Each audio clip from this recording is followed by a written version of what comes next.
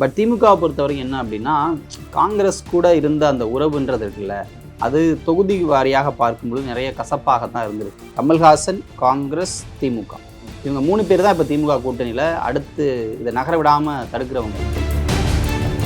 மோடியா விஸ் ராகுல் அப்படின்ற ஒரு பிரச்சாரத்தை முன்னெடுக்கிறப்ப அவங்க கூடுதலாக ஒரு சீட் கேட்கறது அப்படின்றது சரிதானே பார்க்கணும் அவங்க சைடில் இருந்து. மோடியை தோக்கடிக்கும் ஒரு குறிக்கோள் அவங்களுக்கு இருக்குது. அப்போ அதுக்கு ஒத்து போகிறத தவிர காங்கிரஸ்க்கு வழி இல்லை. இந்த மாதிரியான ஒரு மூவில் அவங்க கொஞ்சம் இந்த ஸ்ட்ராட்டஜிக்கு அக்செப்ட் பண்ணி தான் போய் ஆகணும். வாங்க 15 சீட் வரைக்கும் தரோம் அப்படின்னு எடப்பாடி தயாராக இருக்கிறதா? நீங்கள் இப்போ போய் அதிமுகவும் காங்கிரஸும் சேர்ந்து நின்னா யார் ஓட்டு போடுவாங்க? பேசுகிறவங்கள வந்து திருமாவுக்கு 4 சீட்டு கொடுத்துருக்கலாமே, திருமாவுக்கு 8 சீட் கொடுத்துருக்கலாமேன்னு சொல்லுவாங்க. ஆனால் திருமாவுக்கு களம் தெரியும். நீங்கள் வந்து என்ன பண்ணுறாங்க அப்படின்னா, திருமாவை ப்ரொவோக் பண்ண ட்ரை பண்ணுறாங்க. ஏன் அப்படின்னா, நீங்கள் திமுக கூட்டணியில் திருமாவை பிரிக்கும்போது ஒரு கணிசமான வாக்குகளை பிரிக்க முடியும். ஆனால் திருமாவுக்கு களம் தெரியும். ஒரு தலைவராக அவர் அப்படி தான் அந்த முடிவு எடுக்க முடியும். யாரோ 4 பேர் ப்ரொவோக் பண்ணுறாங்கன்றதுக்காக ஆமாம் 4 தொகுதி வேணும்னு அவர் கேட்டுட்டு அதிமுக போய் நாளைக்கு தோத்துக்கிட்டாரு. இப்போ பாஜக கூட்டணியில் யார் இருக்கா, யார் இல்லை? பாஜக கூட்டணி பெரிய ஸ்ட்ராங்காக இல்லை இப்போதைக்கு பார்த்தீங்கன்னா ஐஜேகே இருக்குது. ஐஜேகேயோட ஓட்டு பேங்க் என்ன நினைக்கிறீங்க? ரொம்ப கம்மி தான்.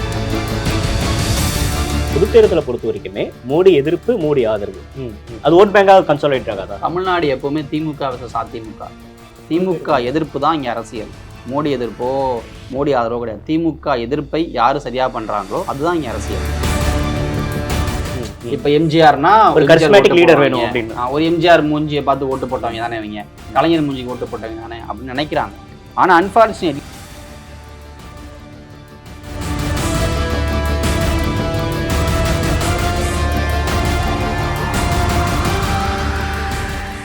அனைவருக்கும் வணக்கம். திமுக கூட்டணியில என்ன நடக்குது, அதிமுக கூட்டணியில இப்ப எந்தெந்த கட்சிகள்லாம் இருக்காங்க அப்படின்ற பத்தி விரிவா பேசுறதுக்காக சவுத் எடிட்டர் மனோஜ் அவர்கள் நம்ம இணைந்திருக்காங்க. அவர்கிட்ட நம்ம பேசலாம். வணக்கம். வணக்கம் பிரதீப். திமுகல இன்னைக்கு 2 கட்சிகள் வந்து தன்னுடைய தொகுதி பங்கீட முடிச்சிருக்காங்க. மதிமுகவுக்கு 1, விசிகாவுக்கு 2 தொகுதிகள் விழுப்புரமும் சிதம்பரமும் ஒதுக்கியிருக்காங்க. எப்படி பாக்குறீங்க இந்த நகர்வை? திமுக பாதி கடலை தாண்டிட்டாங்களா? ஆக்சுவலி எலெக்ஷன் அனௌன்ஸ்மெண்ட் நெக்ஸ்ட் வீக்கில் வரதுக்கு வாய்ப்பு இருக்குது. ஒரு மாதிரி ஒரு 10th அப்புறம் எலெக்ஷன் அனௌன்ஸ்மெண்ட் வரலாம். ஸோ அதனால தான் இப்போ டிஎம்கே ரொம்ப விரைவாக இதை முடிக்கிறாங்கன்னு நான் நினைக்கிறேன். திமுகவை பொறுத்த வரைக்கும் விசிகாவோ மதிமுகவோ கம்யூனிஸ்ட்டுகளோ அவங்களுக்கு பிரச்சனையாக இல்லை. காங்கிரஸ் தான் பிரச்சனை. ஏன்னா என்டையர் அலையன்ஸ்லேயே அதிகமான சீட்ஸை யாருக்கு தரப்போகிறாங்க அப்படின்னா காங்கிரஸுக்கு தான். ஸோ அப்படிங்கிறப்போ காங்கிரஸுக்கு எந்த சீட்டை ஒதுக்குறோம் அப்படின்றதுல தான் பிரச்சனைகள் ஆரம்பிச்சு இப்போ எத்தனை சீட் ஒதுக்க போகிறோன்ற வரைக்கும் இருக்குது. லாஸ்ட் டைம் வந்து 9+1 10 ஒதுக்கியிருக்காங்க. இந்த தடவை அதே தான் கேட்குறாங்களா இல்லை? அதாவது காங்கிரஸை பொறுத்த வரைக்கும் கடந்த எலெக்ஷன்லேருந்து இந்த எலெக்ஷன் வரும்பொழுது அட்லீஸ்ட் ஒரு சீட்டாவது கூட இருக்கணும்னு தான் அவங்க விரும்பினது. 10 கொடுத்தீங்க, இப்போ 11 இருந்தால் நல்லாயிருக்கும் அப்படின்றதான் அவங்க நினச்ச விஷயம். பட் திமுகவை பொறுத்த வரைக்கும் என்ன அப்படின்னா, காங்கிரஸ் கூட இருந்த அந்த உறவுன்றது இருக்குல்ல, அது தொகுதி வாரியாக பார்க்கும்பொழுது நிறைய கசப்பாக தான் இருந்திருக்கு. அதனால அதை குறைக்கணுன்றது தான் திமுகவுடைய எல்லா மாவட்ட செயலாளர்களும் பரிந்துரைத்த விஷயம். அதனால தான் திமுக என்ன நினைச்சிச்சு அப்படின்னா, லாஸ்ட் டைம் 10 கொடுத்தோம், இந்த முறை 8க்கு போயிடலாம் அப்படின்னு நினைச்சாங்க. குறைக்க 8 தொகுதியாவது போயிடலாம் அப்படின்னு சொல்லி நினைச்சாங்க. ஆனால் இப்போ புதிய தலைவராக காங்கிரஸில் செல்வ பெருந்தகை நியமிக்கப்பட்டதுலேருந்து அவர் கொஞ்சம் திமுக கூட கொஞ்சம் க்ளோஸாகவே பார்க்கக்கூடியவர். அவர் அட்லீஸ்ட் வந்து குறைச்சிடாதீங்க, கொடுத்த 10ஐயாவது மீண்டும் கொடுங்கன்ற ஒரு டிமாண்ட் அளவுக்கு வந்துட்டார். ஸோ ஆனால் திமுகவை பொறுத்த வரைக்கும் அந்த காம்ப்ரமைஸுக்குள்ள அவங்க வர விரும்பலை. ஸோ அதுதான் இப்போ வரைக்கும் பிரச்சனை. அப்புறம் இன்னொரு பிரச்சனை என்னென்னா கமல்ஹாசன். இப்போ கமல்ஹாசன் வரும் பொழுது 8+2 அந்த கேல்குலேஷனில் போகலாமா அப்படின்ற சில பேச்சுக்களும் இருந்தது. ஏன்னா கமல்ஹாசன் வராரு அப்படின்னா அவர் கட்சிக்கு அட்லீஸ்ட் ஒரு இடமாவது கொடுக்கணும்ல. அப்புறம் அது எந்த தொகுதின்னு இருக்குது, அதை யார்கிட்ட வாங்குறதுன்னு இருக்குது. ஸோ இந்த மாதிரியான பிரச்சனைகள் இருக்குது. ஸோ இதுதான் கமல்ஹாசன், காங்கிரஸ், திமுக இவங்க 3 பேர் தான் இப்போ திமுக கூட்டணியில் அடுத்து இதை நகர விடாமல் தடுக்கிறவங்க. ஒரு முட்டுக்கட்டை போடுறாங்க அப்படின்னு எடுத்துக்கலாமா? முட்டுக்கட்டைன்னு சொல்ல முடியாது. கமல்ஹாசன் வந்தால் திமுக கூட்டணி ப்ளஸ் தான். ஏன்னா மக்கள் நீதி மையத்துக்கு அர்பன் ஓட்ஸ்ன்றது இருக்குது. அது மாதிரி 2 எலெக்ஷன் நான் பார்த்துருக்கோம். ஸோ அர்பன் ஓட்ஸ் இருக்கப்போ அதை யூஸ் பண்ணலான்றதான் திமுகவோட ஸ்ட்ராட்டஜிக்கலான ஒரு மூவ்.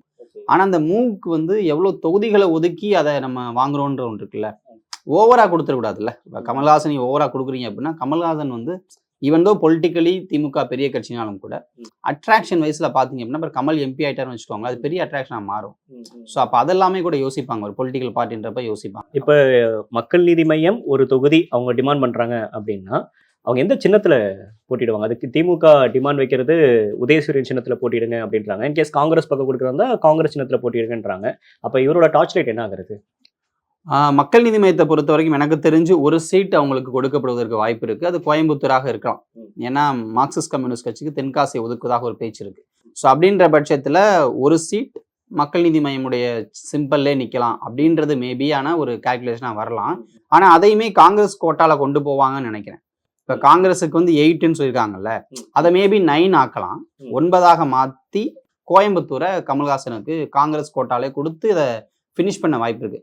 ஸோ இப்போ நம்ம பார்த்தோம்னா கூட விசிகாவுக்கு 2 சீட்டு ஃபைனலைஸ்ட் மொத்தத்தில். விழுப்புரம் சிதம்பரம் நிற்கிறதா அவங்க பேசியிருக்காங்க.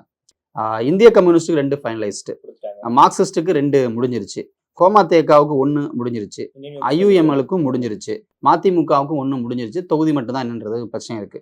இப்போ இதில் பெண்டிங் இருக்கிறது பார்த்தோம் அப்படின்னா காங்கிரஸுக்கு என்னன்னு தெரியல. இதில் இன்னொன்று என்னன்னா, திமுக மனிதநேய மக்கள் கட்சி ஜவாஹிருல்லா இருக்காருல்ல, அவர் கட்சியும் உள்ள இன்க்ளூட் பண்ணணும்னு நினைக்கிறாங்க. மேபி அது உதயசூரியனில் இருக்கும், பட் ஸ்டில் அதை இன்க்ளூட் பண்ணணும்னு நினைக்கிறாங்க. ஸோ அப்போ அவங்களுக்கும் ஒரு சீட் கொடுக்குற மாதிரி இருக்கும். அப்போ திமுகவோட மொத்தமாக பார்க்கும்பொழுது திமுக 21 இடத்துல உதயசூரியன் வேட்பாளர்களில் நிற்க வாய்ப்பு இருக்கு. மனிதநேய மக்கள் கட்சியும் வரும்பொழுது 22ஆக அது மாறலாம். ஏன்னா பெரம்பலூர் ஆல்ரெடி ஐஜேகே போன அது ஒரு வேக்கன்ட் இருக்கு. ஸோ அதில் திமுக நிப்பாத்திட்டு மயிலாடுதுறை மாதிரியான ஒரு இடத்த மாமகவுக்கு கொடுக்க வாய்ப்பு இருக்கு. ஸோ அப்படிங்கிறப்போ நீங்க மொத்தமா பாத்தீங்கன்னா இப்ப வரைக்கும் 9 சீட்ஸ் கன்ஃபார்ம் ஆயிடுச்சு. திமுக 21 அப்படின்னு வச்சா கூட 30 சீட்ஸ் கன்ஃபார்ம் ஆயிட்டு மிச்சம் இருக்கிறது 10 தான். அப்ப அந்த 10 எப்படி பிரிக்க போறாங்க? அதுல திமுக ஒரு சீட்டை கேக்குதா, இல்ல வந்து காங்கிரஸுக்கு 8 கொடுத்துட்டாங்களா, மக்கள் நீதி மையத்துக்கு ஒரு சீட்டை கொடுப்பாங்களா அப்படின்றதுதான் இப்ப திமுகவுடைய பெரிய பிரச்சனை. ஸோ அதை எப்படி டீல் பண்ண போறாங்கன்றது முக்கியம். ஸோ அதை மேபி இந்த வாரத்துக்குள்ளே அவங்க முடிக்கணும். இப்ப காங்கிரஸ் வந்து அதிகமான ஒரு சீட் கூடுதலா கேட்கறது அப்படின்றது அவங்களே இப்ப பாரத் ஜோடோ யாத்திரையில இருந்து இப்ப தேசிய கட்சிகள் மோடியா ராகுல் அப்படின்ற ஒரு பிரச்சாரத்தை முன்னெடுத்துறப்ப அவங்க கூடுதலா ஒரு சீட் கேட்கறது அப்படின்றது சரிதானே பார்க்கணும் அவங்க சைட்ல இருந்து. காங்கிரஸ் வந்து தேசிய கட்சி தான், அதுல மாற்று கருத்து இல்லை. காங்கிரஸ் வந்து ஒரு பெரிய ரோல்ல வந்து நேஷனல் லெவல்ல பிளே பண்ணுவாங்கன்றது முக்கியமான விஷயம் தான். ஆனா தமிழ்நாடு லெவல்ல காங்கிரஸ் கட்சியால் அதை செய்ய முடியுமா அப்படின்றது டவுட்ஃபுல். ஏன் அப்படின்னா லாஸ்ட் டைம் நீங்க பாத்தீங்க அப்படின்னா திமுக கூட்டணியில ஒரு இடம் மட்டும்தான் தோல்வி அடைஞ்சாங்க. அது யாருன்னு பாத்தீங்கன்னா காங்கிரஸ், தேனியில. ஸோ அப்போ அப்படிப்பட்ட ஒரு இடத்துல நீங்க காங்கிரஸை வந்து நீங்க எப்படி உயர்த்தி மதிப்பிடுவாங்கன்னு நினைக்கிறீங்க? அப்புறம் இன்னொன்று என்னன்னா, திமுகவோட ஆஸ்தான தொகுதிகள் இருக்குல்ல, அங்கெல்லாம் காங்கிரஸ் கொடுத்து என்னாச்சுன்னா அந்த தொகுதிகள்லாம் இப்போ காங்கிரஸ் தொகுதியா திமுக தொகுதியான டவுட் திமுக தொண்டர்களுக்கு வர ஆரம்பிச்சிருச்சு. அப்போ அவங்க என்ன பண்ணுவாங்கன்னா நம்ம மறுபடியும் நிற்கணும் தான் நினைப்பாங்க. ஸோ அதனாலதான் காங்கிரஸை வந்து ஒரு மாதிரி கீழே அமுக்கணும்னு திமுகவினுடைய முக்கியமான நினைக்கிறதுக்கான காரணம் அதுதான். அண்ட் காங்கிரஸ்க்கு அவ்வளவு வெயிட்டேஜ் அவசியமா அப்படின்ற விஷயமும் இருக்கு. ஒரு சில தொகுதிகள் காங்கிரஸ் ஸ்ட்ராங்கா இருக்கு, பட் என்டையரா பார்க்கும் பொழுது இந்த அளவுக்கு முக்கியத்துவம் அவசியமானு நம்ம பார்க்கணும். ஏன் அப்படின்னா காங்கிரஸுக்கான ஈக்குவல் வலிமை பெற்ற கட்சிகள் ஒரு மாதிரி ஒரு கூட்டணியா சேர்ந்தீங்க அப்படின்னா விசிக, மதிமுக, கம்யூனிஸ்ட் அவங்களாம் ஒன்றா வந்துருவாங்க. ஆனா அவங்க மொத்தமாவே பாத்தீங்க அப்படின்னா காங்கிரஸ் ஈக்குவலான சீட்ஸ் அவங்க கொடுக்கலையே. ஸோ 2 அப்படின்னு வச்சுன்னா 6-7 தான் கொடுக்குறாங்க. அப்ப காங்கிரஸுக்கும் அதே தானே கொடுக்க முடியும் அப்படின்றதான் திமுக நினைப்பதாக நான் நினைக்கிறேன். ஏன்னா ஒரு காங்கிரஸை கொடுக்கும் பொழுது அவங்க ஏற்கனவே கோஷ்டி பூஷல் இருக்கு, எலெக்ஷன்ல சேர்ந்து ஒரு காங்கிரஸ் கட்சிக்காரங்களுக்கு திமுக தொண்டர்கள் வேலை பார்த்தாதான் அந்த இடமே அப்படிதான், கடமை அப்படிதான் இருக்கு. ஆமா, ஏன்னா நீங்க என்டையரா பாத்தீங்க அப்படின்னா இந்த ஒட்டுமொத்த கட்சிகள் திமுகவுடைய ஓட்டுன்றது தான் அதிகம். ஸோ அப்ப அந்த ஓட்டில் வரணும்னா திமுக காரங்க வேலை பார்த்தா ஆகும். ஸோ நீங்க ஓவராலா பார்க்கும் பொழுது திமுக, காங்கிரஸ் இது 2 தான் அடுத்தடுத்த பெரிய கட்சி. திமுக அடுத்து காங்கிரஸ் தான் பெரிய கட்சி நம்ம ஓவராலா பார்க்கும் பொழுது. அதுக்கப்புறம் கம்யூனிஸ்ட் கட்சிகள் வருவாங்க, விசிக வரும், மதிமுக வரும், இதெல்லாம் வரும். ஸோ அப்படின்றப்போ நம்பர்ஸ் அடிப்படையிலும் சரி அவங்க பெரிய கட்சியா இருக்கனால அந்த முக்கியத்துவம் பிரதானம் அவங்களுக்கு காங்கிரஸ் தான். ஆமா, பிரதானமாக இல்ல முக்கியத்துவம் கிடைப்பதற்கான காரணமே அதுவாகத்தான் இருக்குது, மற்றபடியா ஒன்றும் இல்லை. இப்போ ஏன் குறைக்க பாக்குறாங்க அப்படின்னா இந்த 39 எம்பிக்கள் போனாங்கல்ல, அதுல காங்கிரஸ் எம்பிக்கள்லாம் வந்து பெரிய அளவுல திமுக கூட இணக்கமாக செயல்பட லோக்கலி ஏகப்பட்ட பிரச்சனை. ஃபார் எக்ஸாம்பிள் கிருஷ்ணகிரி, விருதுநகர் தொகுதியெல்லாம் பாத்தீங்கன்னா லோக்கலி பிரச்சனை இருக்கு திமுகவுக்கும். கரூர் எடுத்துக்கலாம், Karur is best example. So அப்படின்றப்போ நீங்க இந்த மாதிரி ஒரு பிரச்சனைக்குரியவங்களை நம்ம ஏன் அனுப்பணும்ன்ற எண்ணம் திமுக காரங்களுக்கு இருக்கு. அதனாலதான் சில தொகுதிகளை வேண்டாங்கிறாங்க. ஈவன் காங்கிரஸ்காரங்களே ஆல்ரெடி நின்னவங்களை வந்து நீங்க நிப்பாட்டாதீங்க அப்படின்னு தீர்மானம் போடுறாங்க. பெஸ்ட் எக்ஸாம்பிள் சிவகங்கையில எகென்ஸ்ட் மென்டாலிட்டி இருக்கு. பட் எப்படிதான் அவர் தான் கொடுக்க போறாங்க, அது வேற மாதிரியான ஒரு கிருஷ்ணகிரியில செல்லகுமாருக்கு எகென்ஸ்டா அந்த கட்சிக்காரங்களே தீர்மானத்தை நிறைவேற்றுறாங்க. அதுதான் பிரச்சனையேங்க. அப்ப அப்படிப்பட்ட ஒரு சிக்கல்ல இப்படிப்பட்ட ஒரு எலெக்ஷன் சந்திக்கணுமான்றதுதான் ஸ்டாலினுக்குள்ள கேள்வியாக இருக்கும். ஏன் ஒரு இந்தியா அலையன்ஸ்ல அவர் வர்றாரு, மோடியை தோக்கடிக்கணும் ஒரு குறிக்கோள் அவங்களுக்கு இருக்கு. அப்போ நீங்க ஒரு குழப்பத்துக்கு இடையில அதை பண்ண முடியுமா அப்படின்றது டவுட்ஃபுல்லா தானே இருக்கும். ஸோ அவர் டவுட் நியாயம் தானே. அப்ப அவர் அதை சரி பண்ண நினைப்பாரு. அப்ப அதுக்கு ஒத்து போறதை தவிர காங்கிரஸ்குள்ள வழி இல்லை. காங்கிரஸ் வந்து பெரிய கட்சின்னு தங்களை கிளைம் பண்ணிக்கிட்டாலும் மொழிய இந்த மாதிரியான ஒரு மூவ்ல அவங்க கொஞ்சம் இந்த ஸ்ட்ராட்டஜிக்கு அக்செப்ட் பண்ணி தான் போய் ஆகணும். வின்னிங் பர்சன்டேஜ் தான் முக்கிய வச்சுதான் ஸ்டாலின் அவர்களோட நகர்வுகள் நீங்க இருக்கு. இப்ப 40 பேரும் இங்க இருந்து போறீங்க அப்படின்னா தானே உங்களுக்கு நிக்க முடியும். இப்ப நீங்க உங்களுடைய இந்த பிரச்சனைகள்லாம் சேர்ந்து நாளைக்கு அதிமுகவுக்கோ பாஜகவுக்கோ சாதகம் அடைஞ்சிச்சுன்னா அது உங்க மேல தான் பிளேம் வரும், திமுக மேல தான் பிளேம் வரும். Because you are a big party. Anti இன்கம்சி திமுக மேல இருக்குன்ற ஒரு கும்பம் கட்டமைக்கப்படும். ஒருவேளை தேர்தல் தோல்வி அடைஞ்சா நீங்க திமுக விட்டு இந்த கட்சிகள் விலகுவதற்கும் தயாராக இருப்பாங்க. இந்த புது லீடு எடுக்கிறீங்க, கண்டிப்பா அதுக்கான வாய்ப்புகள் இருக்கும். ஏன்னா 26 எலெக்ஷன் நீங்க ஃபேஸ் பண்றப்போ திமுகவுடைய ஆன்டி இன்கம்பன்சி அவங்களுடைய பாப்புலாரிட்டியை குறைக்குது அப்படின்னா இவங்கெல்லாம் விட்டு விலகி போறதுக்கான வாய்ப்புகள் நிறையவே இருக்கு. மக்கள் நல கூட்டணி ஒன்று ஃபார்ம் ஆகலையா, அதெல்லாம் நீங்க பார்த்துருப்பீங்க. காங்கிரஸ் கட்சி 2014 திமுக விட்டு நிக்கலையா. ஸோ அரசியல் எனிதிங் மே ஹேப்பன். பட் இப்போ அது ரொம்ப நம்ம யூகமாக பேச வேண்டாம். பட் ஸ்டில் இந்த விஷயங்கள் பார்த்தீங்க அப்படின்னா மேபி ஒரு 26 கால்குலேஷன் இருக்கும்னு நான் நினைக்கிறேன். ஏன் இப்போ விசிகாவோ மதிமுக அக்ரி பண்ணிட்டு போறாங்க அப்படின்னா மேபி 26 கால்குலேஷனும் இருக்கலாம். அப்படி இருக்கும்போது தான் இந்த மூவுக்கெல்லாம் அவங்க ஓகேன்னு. இப்போ நீங்க ஒரு விஷயத்தை தொட்டனால நான் அதிமுக பத்தி கேட்கிறேன். இப்போ லாஸ்ட் வீக்ல வந்து வைகை செல்வன் பிரஸ் மீட் பண்றப்ப காங்கிரஸ்க்கான மருந்து அதிமுக கிட்ட இருக்கு அப்படின்னாரு. அப்ப அந்த பாயிண்ட் எப்படி எடுத்தீங்கன்னா திமுகவோட இன்னும் கூட ஃபர்ஸ்ட் ஆரம்பிச்ச கட்சி காங்கிரஸ் தான், பேச்சுவார்த்தையில இன்னும் வரைக்கும் நடக்கல. நாளைக்கு மறுநாள் இன்னொரு மீட்டிங் இருக்கு, நாங்க டெல்லியில இருந்து வந்து ஸ்டாலின் அவர்களை சந்திச்சுட்டு போறாங்க. உண்மையிலே மருந்து அதிமுக கிட்ட இருக்கு. அதிமுகவோட பிளான் என்ன? வாங்க 15 சீட் வரைக்கும் தரோம் அப்படின்னு எடப்பாடி தயாரா இருக்கிறதா தகவல்லாம் வருது. இல்ல அதாவது பொலிட்டிக்கலி அதெல்லாம் பொலிட்டிக்கல் ஸ்டேட்மெண்ட்ஸ், ரியாலிட்டியில தான் ஒரு மென்டல் கேம் தான். ஆமா, மென்டல் கேம் தான். நீங்க இப்ப போய் அதிமுகவும் காங்கிரஸும் சேர்ந்து நின்னா யார் விட்டு போடுவாங்கன்னு ஒன்று. ஏன்னா இப்போ அதிமுக கடந்த 1 மாதமாக 2 மாதமாக தான் பிஜேபி எதிர்ப்பை பேசுது. அப்ப அப்படிப்பட்ட ஒரு கட்சியை வந்து காங்கிரஸ் நம்புமான்னு ஒரு கேள்வி இருக்குல்ல. அண்ட் அதாவது வைகை செல்வன் சொல்றதை நீங்க எந்த அளவுக்கு எடுத்துக்க முடியும்? எடப்பாடி பழனிசாமி சொன்னாருன்னா மேபி அதுக்கு ஒரு வெயிட்டேஜ் இருக்கு. அது வைகை செல்வன் சொல்லும் பொழுதோ இல்லை ஸ்போக்ஸ் பர்சன் சொல்லும் பொழுதோ அவங்க வந்து அந்த நிலையை சமாளிப்பதற்கான கருத்துக்களாக சொல்லலாம். பட் அதுக்காக நீங்க காங்கிரஸ் வந்து திமுக விட்டு போகாதான்னா விட்டு போகிறதுக்கான வாய்ப்புகள்லாம் வரலாம். ஆனா அது இன்னும் நிறைய நடக்கணுன்ற. இந்த ஒரு இப்ப நடக்கிற விஷயங்கள் ஒரு தொகுதி பங்கீடுனால விட்டு போவாங்கன்னா விட்டு போக மாட்டாங்க.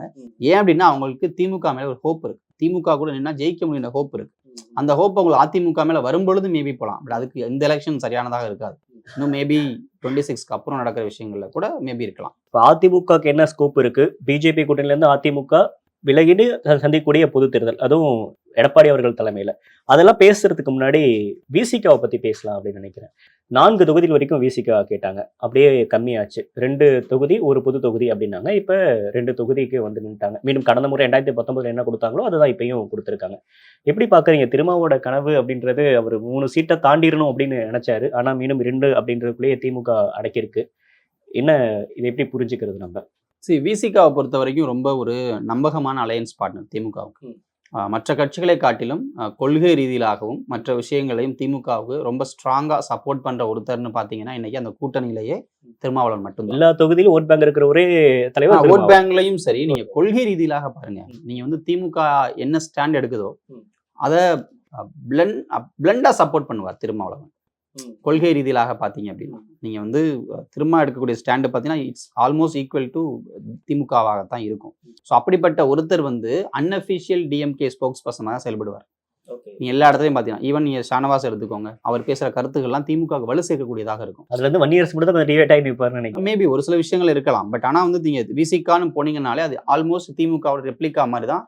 இஷ்யூஸ் பேஸ்டு கொள்கை ரீதியிலான விஷயங்கள்ல முக்கியமான இஷ்யூஸ் எல்லாம் அப்பதான் நிற்பாங்க. ஸோ அப்படின்றப்போ உங்களுக்கு திமுக குரலை வந்து எல்லா இடத்திலும் பேசக்கூடிய கருவிகளாக அவங்களுமே இருப்பாங்க. அது திமுகவுக்கு மிகப்பெரிய சாதகமான விஷயம். ஆனா திருமாவுக்கு என்ன பிரச்சனை அப்படின்னா திருமாவை பொறுத்த வரைக்கும் அவர் களம் தெரியும். இங்க டிவிக்கல்ல உட்காந்து பேசுறவங்களோ பேசுறவங்களோ வந்து திருமாவுக்கு 4 சீட்டு கொடுத்துருக்கலாமே, திருமாவுக்கு 8 சீட் கொடுத்துருக்கலாமேன்னு சொல்லுவாங்க. ஆனா திருமாவுக்கு களம் தெரியும். திருமாவுக்கு தன்னுடைய தம்பிகளை எங்க கொண்டு போய் பிளேஸ் பண்ணணும்னு தெரியும். ஸோ அவரை பொறுத்த வரைக்கும் ஒரு அதிகாரத்தை எப்படி கைப்பற்றுவது அப்படின்றதுக்கான விஷயத்த ரொம்ப தெளிவாகவே இருக்கிறார். நீங்க வந்து என்ன பண்றாங்க அப்படின்னா திருமாவை ப்ரொவோக் பண்ண ட்ரை பண்றாங்க. ஏன் அப்படின்னா நீங்க திமுக கூட்டணியில திருமாவை பிரிக்கும் போது ஒரு கணிசமான வாக்குகளை பிரிக்க முடியும். திருமாவுக்கான ரீச் அப்படின்றது வேற. திருமாவுக்கு ஒவ்வொரு தொகுதியிலும் வாக்கு இருக்கு, ஒவ்வொரு தொகுதியிலும் அமைப்பு இருக்கு. நீங்க மற்ற கட்சிகளை கம்பேர் பண்றப்போ திருமாவுக்கு வந்து அதிமுக திமுகவை தாண்டி அடுத்த கட்சியாக நீங்க திருமாவை பாக்குறீங்க அப்படின்னா அவருக்கு தான் என்டையர் தமிழ்நாடு முழுக்க ஓட்டு இருக்கு, ஒரு கட்டமைப்பு இருக்கு. ஸோ அதனாலதான் அவருக்கான டிமாண்ட் எப்பவுமே இருந்துட்டே இருக்கும். முக்கியமான கட்சிகள் பாத்தீங்கன்னா கூட்டணிக்கு திருமாவை கூப்பிட காரணமே அதுவா தான் இருக்கும். விமர்சிக்கவே மாட்டாங்க, திருமாவளவு சீக்கிரம் விமர்சனமே வராது திருமாவளவு. அப்புறம் இன்னொன்னு என்னன்னா திருமா வந்து ஒரு மாதிரி தலித்துகளுக்கான தலைவராக போர்ட்ரே பண்றாங்க. ஈவன் தோ அவர் வந்து அனைவருக்குமான தலைவர் தான். இருந்தாலும் கூட ஏன் அப்படி பண்றாங்க அப்படின்னா, நீங்க தலித்துகளுக்காக ஆரம்பிக்கப்பட்ட கட்சிகள் பார்த்தீங்கன்னா, இப்ப புதிய தமிழகமோ, ஜான் பாண்டியனோ, அவங்க இன்னும் அந்த ஸ்டாண்ட்ல ஒரு மாரி ஸ்ட்ராங்கா நிக்க மாட்டாங்க. இல்ல ஒரு தொகுதிக்குள்ள சுருங்கி இருப்பாங்க. திரும்ப அப்படி இல்ல. ஒட்டுமொத்தமாக இருக்காரு. இந்தியா முழுக்க தெரிஞ்சவரா இருக்காரு. ஸோ அப்படிப்பட்ட விஷயத்துல தான் அவர வந்து ப்ரொவோக் பண்ணி இந்த திமுகவுக்குள்ள கொண்டு வந்துரலாமான்னு நெறைய முயற்சிகள் தற்போது நடந்துகிட்டு இருக்கு. ஆனா திருமாவுக்கு களம் தெரியும். நம்ம 2ல தான் நிக்க முடியும்னு அவருக்கு தெரியும். ஏன் அப்படின்னா, இன்னைக்கு இந்த இந்தியா கூட்டணி அலையன்ஸ்ல ஆல்மோஸ்ட் 10 பார்ட்டி இருக்காங்க திமுக கூட. இப்போ ஒவ்வொருத்தர் 4, 5ன்னு கேட்க ஆரம்பிச்சா எங்க போகும்? ஸோ அவருக்கு தெரியாம இல்ல. அதனால தான் அவர் 2 தொகுதிய ஒத்துக்கிட்டு போறாரு. அப்புறம் மீண்டும் அதே தொகுதிய ரீட்டெயின் பண்றாரு. அது இன்னொரு விஷயம். இப்ப திருமா வந்து ஏன் மறுபடியும் அதே தொகுதி ரீட்டெயின் பண்றாரு அப்படின்றது முக்கியமான விஷயம். இப்ப பொது தொகுதி கேட்க முடியும் தான். கேட்கக்கூடாதுன்னு நான் சொல்லல. கண்டிப்பாக கேட்கணும். அது வந்து சமூக நீதி அடிப்படையிலும் சரி, ஒரு அரசியல் நீரோட்டத்துல அது தேவையான ஒண்ணு. அவசியம் தான். ஆனா நீங்க உங்களுக்கு குறிக்கோள் என்னன்னு ஒண்ணு இருக்குல்ல. இந்த எலெக்ஷன தானே பார்க்குறீங்க. அப்படின்றப்போ அதுல அவர் காம்ப்ரமைஸ் பண்றதுல தப்பே கிடையாது. ஒரு 2 தொகுதிகளுக்குள்ள நான் ஓகேன்னு சொல்லிக்கிறேன். அது எனக்கு வந்து அடுத்த கட்டத்தை நோக்கி என்ன கொண்டு போறதுக்கு பயன்படும். என் கட்சியை வளர்க்க பயன்படும்னு அவர் அக்செப்ட் பண்றது தவறே கிடையாது. ஒரு தலைவராக அவர் அப்படிதான் அந்த முடிவு எடுக்க முடியும். யாரோ 4 பேர் ப்ரொவோக் பண்றாங்கன்றதுக்காக ஆமா 4 தொகுதி வேணும்னு அவர் கேட்டுட்டு அதிமுகல போய் நாளைக்கு தோத்து போயிட்டாருன்னா அதே பேக் ஃபயர் ஆகலாம். அது அவசியம். இன்னைக்கு 2 எம்பி இருக்காங்க அவங்களுக்கு. எம்எல்ஏஸ் இருக்காங்க. அப்படின்றப்போ உங்களுக்கு அந்த ஒரு அதிகாரத்தை கைப்பற்றுவதற்கான பயணத்துல தான் இருக்கணுமே தவிர 4 பேர் ப்ரொவோக் பண்றதுக்காக அந்த விஷயத்தை விட்டுட்டு போனாருன்னா அவர் தலைவராக இருக்க முடியாது. ஸோ அதனால அவருடைய பாயிண்ட் ஆஃப் வியூல இருந்து அவர் பண்ற இந்த விஷயங்கள் ரொம்ப ரொம்ப சரி. மேபி 26ல ஒரு அதிகமான சீட்ஸ் அவர் கேட்பதற்கு அதை பயன்படுத்திக்கலாம். இல்ல எனக்கு ஒரு கேள்வி இருக்கு. இப்ப மற்ற கட்சிகள் கூட்டணி கட்சிகளோட விசிகா ஸ்ட்ராங்கா இருக்கக்கூடிய ஒரு பார்ட்டி நீங்களே சொல்றீங்க. அப்படி இருக்கப்ப 2 தொகுதியில இருந்து இன்னொரு தொகுதியில தன்னோட நின்னு ஒரு 3 எம்பி விசிகாக போய் குரல் கொடுத்தாங்க அப்படின்னா அது கட்சிக்கு பிளஸ் பாயிண்ட் தானே. அவங்க ட்ரை பண்ணது 3 தொகுதிகள் தான். ஆனா இந்த இவ்வளவு கட்சிகள் இருக்கும் பொழுது உங்களுக்கு 3 தொகுதிகளை கொடுப்பதுல சிக்கல்கள் இருந்திருக்கலாம். அந்த கூட்டணிக்கே கூட சிக்கல் வரலாம். ஆமா. இப்ப நீங்க பாருங்களேன். திமுக கூட்டணியில திமுக, விசிக, சிபிஐ, சிபிஎம், கோமாதேக, ஐயுஎம்எல், மதிமுக, காங்கிரஸ், மாமக இருக்கு. ஆல்மோஸ்ட் 10 பார்ட்டிஸ் இருக்காங்க. அப்போ உங்க 10 கட்சிகளுக்கும் ஒரு தொகுதி வச்சீங்கன்னா கூட 10 தொகுதி முடிஞ்சு மிச்சம் 30 தான் இருக்கும். இப்ப இதுல ஒவ்வொருத்தர் 2 கொடுத்துருக்காங்க. சில பேருக்கு 1 கொடுத்துருக்காங்க. ஒரு ராஜ்யசபான்றாங்க. ஸோ அப்படின்றப்போ நீங்க ஓவரால் பிக்சர்ல பார்க்கும் பொழுது ஒரு 3-4 கட்சிகள் இருந்தாலே சமாளிக்கிறது கஷ்டம். 10 கட்சிகள் இருக்கும்போது ஒவ்வொருத்தருக்கும் எப்படி கொண்டு போகணும்னு ஒன்று இருக்குல்ல. ஸோ அப்படின்றப்போ திருமா மாதிரியான ஆட்கள் அதை தான் லார்ஜர் பிக்சர்ல தான் பார்ப்பாங்க. நீங்க நமக்கான லாபத்தை மட்டும் பார்க்க முடியாது. ஒரு அலையன்ஸ்ல இருக்கும்போது தோழமை கட்சின்னு அப்ப ஏன் சொல்றீங்க? தோழமை கட்சியின் அர்த்தமே அதுதான். நீங்க நம்ம எல்லாம் சேர்ந்து எதை அச்சீவ் பண்ண போறோம்ன்றது தான். எல்லாரும் சேர்ந்து 40 தொகுதி வின் பண்ணணும்னு நினைச்சீங்கன்னா அதை நீங்க காம்ப்ரமைஸுக்குள்ள போய் தான் ஆகணும். பொலிட்டிக்கல் காம்ப்ரமைசஸ் நல்லதுதான். அதை நீங்க எப்ப எடுக்கிறீங்கன்றதானே முக்கியம். ஸோ அந்த வகையில் பார்க்கும்பொழுது விசிகாவோட இந்த மூவ் சரி. ஸோ அவங்க வந்து 2 கூட்டணியில போனது சரி. பட் 26ல இதை மேபி அவங்க அதை வந்து கன்சாலிடேட் பண்ண பார்ப்பாங்க. அதை வந்து சரி பண்ண அடுத்து ஏடிஎம்கே இப்போதைக்கு தேமுதிக உறுதி பண்ணியிருக்காங்க. புதிய தமிழகம் அந்த பக்கம் வந்திருக்காங்க. எஸ்டிபிஐ இருக்காங்க. பாமகவோட இன்னும் பேச்சுவார்த்தை நடந்துகிட்டே இருக்கு. ஒரு பக்கம் சிவி சண்முகம் அவர்கள் பார்க்குறாரு. இன்னொரு பக்கம் தொடர்ந்து பேச்சுவார்த்தைகள் நடந்துகிட்டே இருக்கு. என்ன ஏடிஎம்கேவோட பிளான் என்னவா இருக்கும்னு நினைக்கிறீங்க? சோஃபார் நமக்கு ஏடிஎம்கேல இருந்து வர தகவல் என்ன அப்படின்னா ஆல்மோஸ்ட் பாமக அவங்க கூட்டணிக்குள்ள கன்ஃபார்ம் ஆயிட்டாங்கன்றது தான். ஸோ என்னன்னா தொகுதிகள் மட்டும் கொஞ்சம் போயிட்டு இருக்கதாக பேசப்படுது. ஒரு 7 தொகுதிகளில் பாமக அதிமுக கூட்டணியில நிற்பாங்க அப்படின்றது தான். ஸோ பாமகவுக்கு ஒரு 7 தொகுதி, தேமுதிகவுக்கு ஒரு 4 தொகுதி. ஸோ 7 நாளும் 11. மிச்சம் இருக்கிற அந்த 29 தொகுதிகள் பார்த்தீங்க அப்படின்னா இப்போ எஸ்டிபிஐக்கு ஒரு 2 தொகுதிகள் கொடுக்கப்பட வாய்ப்பு இருக்கு. அப்புறம் புதிய தமிழகத்துக்கு தென்காசி தொகுதி ஒன்று கொடுக்குறாங்க. ஃபால் பிளாக் மேபி ஒரு தொகுதி கொடுப்பாங்கன்னு நினைக்கிறேன். ஸோ இன்னும் சில பேர் அவங்க எக்ஸ்பெக்ட் பண்றாங்க. குட்டி குட்டி கட்சிகளாக எக்ஸ்பெக்ட் பண்றாங்க. ஸோ அப்படி பார்த்தீங்கன்னா கூட 25 தொகுதியில் அதிமுக கண்டிப்பா நிக்க போகுது. ஸோ அப்ப களம் வந்து திமுக ஏடிஎம்கே அப்படின்றது 25 தொகுதிகள்ல நார்மலா இருக்கும் அப்படின்னு கண்டிப்பா இந்த பேட்டில் கண்டிப்பா திமுக கூட்டணி வெர்சஸ் அதிமுக கூட்டணி தான். அதுல எந்த மாற்று கருத்தும் இல்லை. ஏன் அப்படின்னா பாமக தேமுதிக ரெண்டுமே அதிமுக கூட்டணியில் வரும்பொழுதே இந்த கூட்டணி ஸ்ட்ராங் ஆயிடுச்சு. ஏடிஎம்கே சொல்றீங்க. ஏடிஎம்கே கூட்டணி ஸ்ட்ராங் ஆயிடுச்சு. பட் அது ஈக்குவலன் டு டிஎம்கே கூட்டணியான்னு கேட்டீங்கன்னா வாக்கு சதவீதம் அடிப்படையில் இல்லை அப்படின்னாலும் கூட சமீபத்திய திமுக கவர்மெண்டோட ஆக்ஷன்ஸ் அந்த ஆன்டி இன்கம்பன்ஸ் எல்லாம் சேரும் பொழுது கண்டிப்பா ஒரு வலிமையான கூட்டணியாக அது இருக்கும். 2019 கம்பேர் பண்றப்ப 2024 இந்த ஏடிஎம்கே கூட்டணியை குறைச்சி மதிப்பிடக்கூடாது அப்படின்னு எடுத்துக்கலாமா? கண்டிப்பா கண்டிப்பா. ஏன் அப்படின்னா இப்ப டிஎம்கே கவர்மெண்ட் இருக்கிறது தான் இவங்களுக்கான பிளஸ். அது எந்த அளவுக்கு இவங்க யூஸ் பண்ணிக்க போறாங்கன்றது இன்னொரு விஷயம். அப்புறம் எந்த அளவுக்கு மோடி எதிர்ப்பை யூஸ் பண்ணிக்க போறாங்கன்றதும் இன்னொரு விஷயம். ஸோ அதெல்லாம் அவங்களுடைய ஸ்ட்ராட்டஜிக்கல் மூவ். பட் கம்பேரிட்டிவ்லி அதிமுகவுக்கு ஒண்ணுமே இல்லாத ஒரு சமயம் இருந்தது. அதிமுக கூட்டணிக்குள்ள யாருமே வராம இருந்தாங்க. ஆனா இன்னைக்கு அப்படி இல்லை. ஒரு தேமுதிக வந்ததுக்கு நம்பிக்கை கிடைச்சிருக்கு உங்களுக்கு. பாமக எனக்கு தெரிஞ்சு வந்துடும். அதில் வந்து அவங்க சொல்ற தகவல்களே அதுதான். ஸோ அப்படின்றப்ப அதுவும் பிரச்சனை இருக்காது. அண்ட் வந்து புதிய தமிழகமும் இருக்கு. ஸோ அப்படின்றப்ப ஒரு மாதிரி ஓரளவுக்கு அதிமுக கூட்டணி செகண்ட் லெவலில் ஒரு ஸ்ட்ராங்கான நம்பர்ஸோட இருக்கக்கூடிய கூட்டணி தான். ஸோ அதனால் அதிமுக கூட்டணி கண்டிப்பாக ஒரு டஃப் ஃபைட்டையும் கொடுப்பாங்கன்னு நான் நினைக்கிறேன். தேமுதிகவை பொறுத்த வரைக்கும் விஜய் பிரபாகர் விருதுநகர்ல போட்டியிடுறாரு, அதே மாதிரி சுதீஷ் அவர்களுக்கு கள்ளக்குறிச்சி ஒதுக்கப்படுது அப்படின்னு சொல்றாங்க. இந்த தகவல் எந்த அளவுக்கு உண்மை? அவங்க உறுதி ஆகிட்டாங்களா? தேமுதிக இந்த தொகுதியில போட்டியிடணும் அப்படின்றதுல உறுதி ஆகிட்டாங்களா? 2019 தேமுதிக 4 தொகுதிகளில் அதிமுக கூட்டணியில் போட்டிட்டு இருந்தாங்க. அதில் வட சென்னை ஒரு முக்கியமான தொகுதி. ஆனால் இந்த முறை வந்து நீங்கள் பார்த்தீங்க அப்படின்னா தேமுதிகவுக்கு கடந்த முறை ஒதுக்கின அதே தொகுதியில் கொடுப்பாங்களா அப்படின்றது கொஞ்சம் டவுட்ஃபுல்லாக தான் இருக்குது. ஏன்னா தேமுதிகவுக்கு வந்து இப்போ கள்ளக்குறிச்சி எனக்கு தெரிஞ்சு கொடுக்கப்பட வாய்ப்பு இருக்கிறது. விருதுநகர் கிடைக்குமான்னு தெரில. ஏன்னா அதிமுக கூட்டணியில் விருதுநகரை வந்து அதிமுகவோட ஐடி விங் செயலாளர் ராஜ்சத்தியன் ஒர்க் பண்ணிட்டு இருக்காரு, ஆல்ரெடி ஒர்க் பண்ணிட்டு இருக்காரு. கூட்டணிக்கு முன்பு இருந்தே அங்கே ஒர்க் பண்ணிட்டு இருக்காரு. அப்படின்றப்போ அதை வந்து அவங்க அப்பா கொடுக்க ஈஸியாக அனுமதிக்க மாட்டார்னு நினைக்கிறேன். எடப்பாடிக்கு தேர் வெரி க்ளோஸ். ஸோ அப்படின்றப்போ அந்த தொகுதியை தேமுதிக கொடுக்கப்பட வாய்ப்பு இல்லை. எனக்கு தெரிஞ்சு மேபி மதுரை மாறலாம். ஆனால் மதுரையுமே டாக்டர் சரவணனுக்கு கொடுக்குறதா ஒரு பேச்சு இருக்குது. ஸோ அப்படின்றப்போ விருதுநகரோ மதுரையோ ஒரு மாதிரி கொஞ்சம் டஃப்பாக தான் இருக்கும் தேமுதிக கிடைப்பதில்லை. மேபி திருச்சி கிடைக்கலாம்னு நினைக்கிறேன். ஸோ திருச்சி தொகுதியை ஒதுக்கலாம். கள்ளக்குறிச்சி தொகுதி கிடைக்க வாய்ப்பு இருக்குது. கடலூரை தேமுதிக வந்து குறி வச்சிருக்கதா எனக்கு ஒரு தகவல் இருக்குது. ஸோ கடலூர் கொடுக்கலாம். வட சென்னை மேபி ரிட்டைன் பண்ணுவாங்கன்னு நினைக்கிறேன். ஆனால் வட சென்னை வந்து ராயபுரம் மனோ ரொம்ப நாளாக ஒர்க் பண்ணிட்டு இருக்காரு. காங்கிரஸ் வந்ததுக்கப்புறம் அதிமுகவில் அவர் தான் நிறைய பணம் கொடுப்பதாகவும் ஒரு பேச்சு இருக்குது எல்லா விஷயத்துக்குமே. ஸோ அப்படின்றப்போ அதையும் கொடுப்பாங்களா அப்படின்றது கொஞ்சம் டவுட்ஃபுல் தான். மேபி சேலமோ திருச்சியோ இல்லை வந்து கள்ளக்குறிச்சி ரிட்டைன் பண்ணுவாங்க. கடலூர், கள்ளக்குறிச்சி, சேலம், திருச்சி இந்த தொகுதிகளில் ஏதாவது இருக்கலாம்னு நினைக்கிறேன்.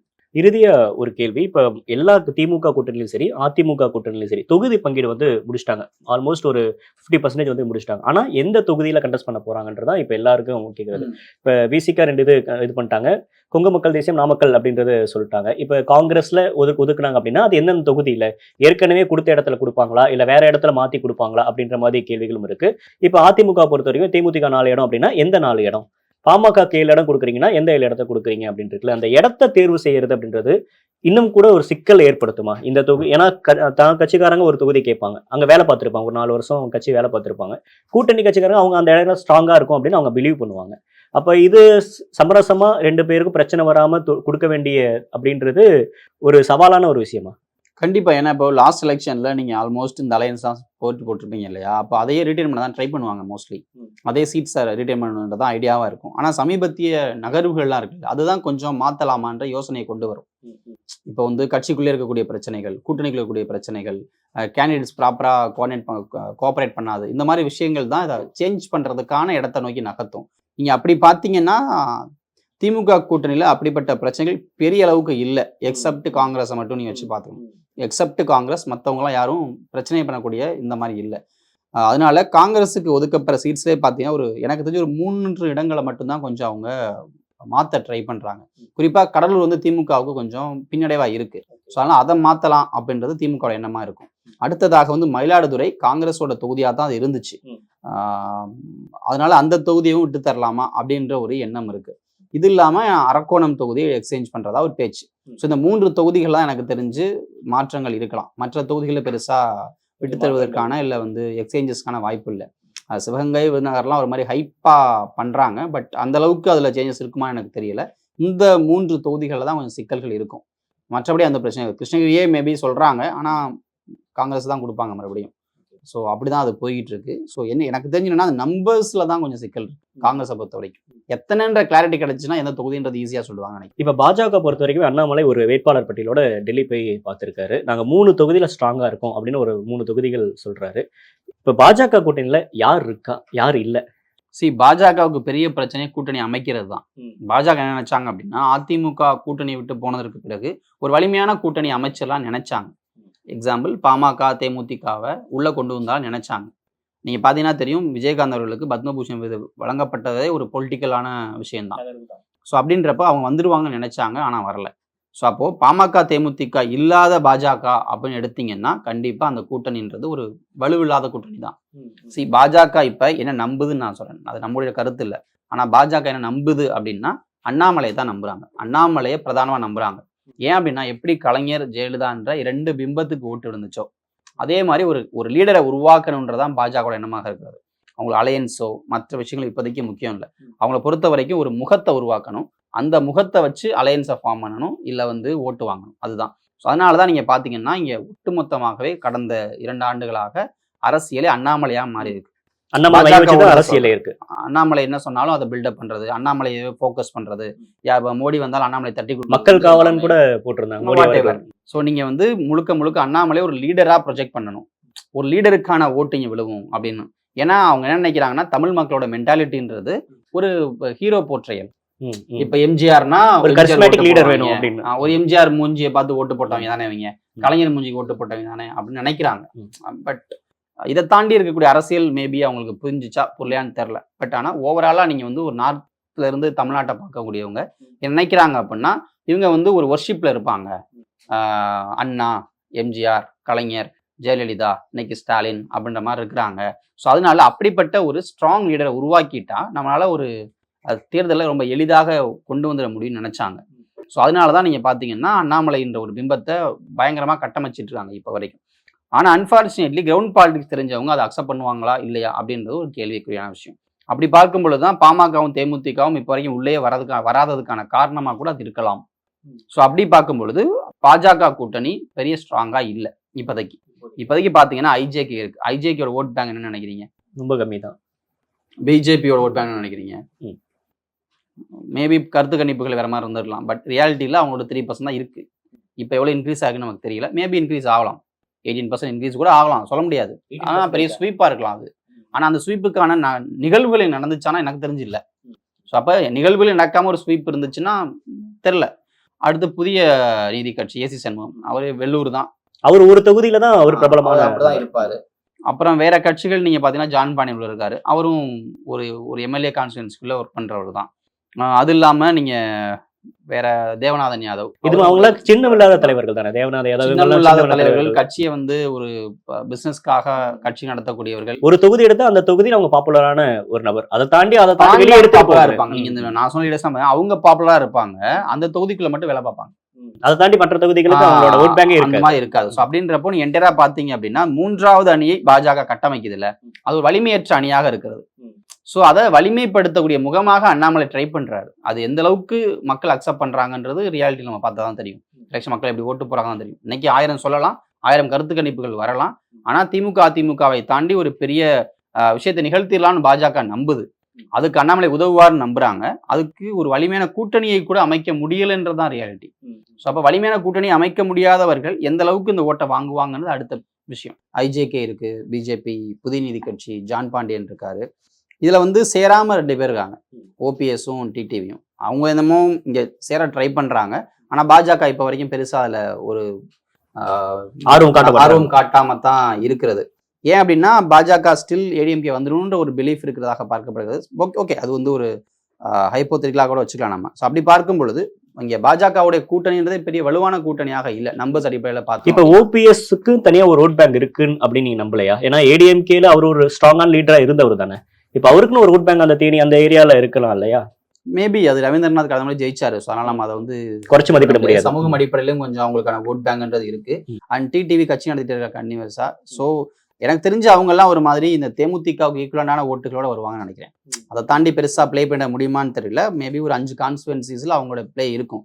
ஆனா அதெல்லாம் ஒரு வெற்றியை தீர்மானிக்கதாக மாறுமான்றது டவுட்ஃபுல் தான். ஏன்னா அதிமுக சின்னம் இருக்கு இப்போ வரைக்கும். அதிமுக ஒரு கட்சியாக இருக்கிறதுன்றப்ப பாமக தேமுதிக அவங்க கொஞ்சம் ஸ்ட்ராங்கா இருப்பாங்க. ஸோ இப்போதைக்கு பாத்தீங்க அப்படின்னா என்டையர் இந்த கூட்டணிகள்லயே பிஜேபி கூட்டணி சற்று வலுவிழந்து தான் இருக்கு. ஸோ அது ஓபிஎஸும் டிடிவியும் உள்ள வரும் பொழுது ஒரு சின்ன பூஸ்ட் கிடைக்கலாம். ஆனா இப்போ வரைக்கும் பெருசா அதுல 2 பேருமே கமிட் பண்ணாமையே டிராவல் பண்ணிட்டு இருக்காங்க. இப்ப ஓட்டு வாங்குறத பத்தி சொல்றீங்க இல்லையா? இப்ப பொது தேர்தலை பொறுத்த வரைக்குமே மோடி எதிர்ப்பு, மோடி ஆதரவு, மோடி கொண்டு வந்த திட்டங்கள் நல்ல திட்டங்கள் அப்படின்னு ஒரு பிரச்சாரத்தை பாஜக முன்னெடுக்கிறாங்க. அப்படின்றப்ப பாஜக இங்க தனித்து நிக்கிறாங்க. அதிமுக ஓட் பேங்க் எதுவும் இல்ல, பாமக ஓட் பேங்க் எதுவும் இல்ல. தனித்து நிக்கிறப்ப மோடி ஆதரவு ஓட் அப்படின்றது ஸ்டேட்டா பிஜேபிக்கே போறப்ப அவங்களோட ஓட் பேங்க் ஓரளவுக்கு அதிகரிக்க தானே. நீங்க இங்கதான் தப்பு பண்றீங்க. மோடி எதிர்ப்பு ஆதரவுன்றது ஒரு அஜெண்டா தான். அது ஓட் பேங்காக கன்சாலிடேட் ஆகாதா? தமிழ்நாடு எப்பவுமே திமுக versus அதிமுக. திமுக எதிர்ப்பு தான் இங்க அரசியல். மோடி எதிர்ப்போ மோடி ஆதரவோ கிடையாது. திமுக எதிர்ப்பை யாரு சரியா பண்றாங்களோ அதுதான் இங்க அரசியல். அதிமுக அதைத்தான் ஆனந்தகாலமா பண்ணிட்டு இருக்கு. திமுக தன்னை கட்டமைச்சிட்டே இருக்கு. திமுக எதிர்ப்பை தான் அண்ணாமலையுமே எடுத்துட்டு இருக்காரு. அதிமுக எதிர்ப்பு எடுத்தாரா? திமுக எதிர்ப்பு தான் எடுக்கிறாரு. அப்ப திமுக எதிர்ப்பை அண்ணாமலை செய்யும் பொழுது அந்த வாக்கு எனக்கு என்னமோ அது அதிமுகவுக்கு போடுன்னு தோணுது. அண்ணாமலை பண்ற வேலை அதிமுகவுக்கான மறைமுக வேலையோன்னு தோணுது. அண்ணாமலை எவ்வளவு கஷ்டப்பட்டு பண்றாருல, அதெல்லாம் வந்து இன்டைரக்டா அதிமுக போயிடும் நினைக்கிறேன் நான். மேபி எலெக்ஷன் ரிசல்ட் வந்தா தெரியும். அவரே வந்து ஐயோ நம்ம தப்பு பண்ணிட்டோமோ நினைக்கக்கூடிய அளவுக்கு இந்த ரிசல்ட்ஸ் இருக்கலாம். ஏன்னா இங்க வந்து நீங்க திமுகவை அடிக்க அடிக்க அந்த வாக்குகள் ஆட்டோமேட்டிக்கா அதிமுகவுக்கு தான் டிரான்ஸ்ஃபர் ஆகும். ஏன் பாஜக போகாது? இங்க அரசியல் அப்படிதானே இருக்கு. மேபி இப்போ ரீசெண்டா ஓட்டு போடுறவங்க வேணும்னா அண்ணாமலை மேல ஒரு நம்பிக்கையில ஓட்டு போடலாம். அது ரொம்ப சின்ன பர்சன்டேஜ். ஆனா டிசைடிங் ஓட்ஸா இருக்கக்கூடியவங்க இல்ல வந்து எல்லா எலெக்ஷன்லையும் கண்டிப்பா ஓட்டு போடணும்ன்றத நினைக்கக்கூடிய அந்த பர்சன்டேஜ் இருக்குல்ல, அவங்கெல்லாம் திமுக அதிமுகவை தாண்டி யோசிப்பதற்கான காலம் இது இல்லைன்னு நான் நினைக்கிறேன். மேபி அது இன்னும் அண்ணாமலை தன்னை ப்ரூஃப் பண்ணி ஒர்க் பண்ணி அதுக்கப்புறம் வந்தா ஒர்க் ஆகலாம். அதுக்குள்ளதான் விஜய் வந்துட்டாரு. அது இன்னொரு பிரச்சனை. ஸோ அப்படின்றப்போ ஓவராலா இந்த எலெக்ஷன் இப்போதைக்கு எனக்கு தெரிஞ்சு திமுக வெர்சஸ் அதிமுக கூட்டணியாகத்தான் இருக்கும். பாஜக ஒரு தேர்ட் பிளேயரா கண்டிப்பா இருப்பாங்க. ஆனா இவங்க தாண்டி ஒரு ஓட்டை பிரிச்சு அதுல ஒரு முட்டுக்கட்டையை போடுற அளவுக்கான ஸ்ட்ராங்கானதா இல்ல. 1 or 2 கான்ஸ்டுவன்சியே தவிர மேபி வெள்ளூர், பெரம்பலூர், அண்ணாமலை நின்னார்னா கோவை. அண்ணாமலை தான் கண்டெஸ்ட் பண்ணல அப்படின்னு சொல்றாங்களே. இல்ல அது ஏதோ சமீபத்துல செய்திகள்லாம் வந்து டெல்லி தலைமை அண்ணாமலை நிக்கணும்னு சொல்லி புஷ் பண்றதா ஒரு தகவல் இருக்கிறது. அப்புறம் ஒரு தலைவர் என்ன ஒரு பூஸ்ட் தானே. அண்ணாமலை நின்றாருன்னா ஒரு பூஸ்ட் கிடைக்கும். ஏன்னா அவங்களோட பிரச்சாரமே அப்படி அண்ணாமலை மைய வச்சுதான் இருக்கு. ஆமா. அப்புறம் அவரு ஜெயிச்சிட்டாருன்னா ஒரு பெரிய பூஸ்ட் கிடைக்கும். ஸோ அதனால அவரை நிப்பாட்டி பார்க்க ட்ரை பண்ணுவாங்க தான் கண்டிப்பா. ஸோ அதில் மாற்று கருத்துகள் இல்லை. ஏன்னா இப்போ முருகன் கூட 21 நின்னாரு. ஜெயிக்க முடியல பட் நின்னார் இல்லையா. ஸோ அப்போ தலைவர் நிற்கும் பொழுது ஒரு கூடுதல் வலிமை கிடைக்கும் ஒரு கட்சிக்கு இயல்பாகவே. ஸோ அதை நோக்கி தான் அவங்க பயணிக்கிறாங்க. இன்னைக்கு திமுக கூட்டணி எந்த லெவல்ல இருக்கு, அதிமுகவோட கூட்டணி, பாஜகவோட கூட்டணி எந்த லெவல்ல இருக்கு அப்படின்னு நிறைய 3 கட்சிகளையும் அனலைஸ் பண்ணி பேசணும். நீ வரக்கூடிய காலகட்டங்களில் மற்ற கட்சிகளை பத்தி பேசலாம். என்னென்ன தொகுதிகள் ஒதுக்கி இருக்காங்க அப்படின்னா அந்த தொகுதியில யாருக்கு வேட்பாளர்கள், யாருக்கு வெற்றி சதவீதம் அதிகம் இருக்கு அப்படின்றதையும் நம்ம பேசலாம். நன்றி, வணக்கம். நன்றி.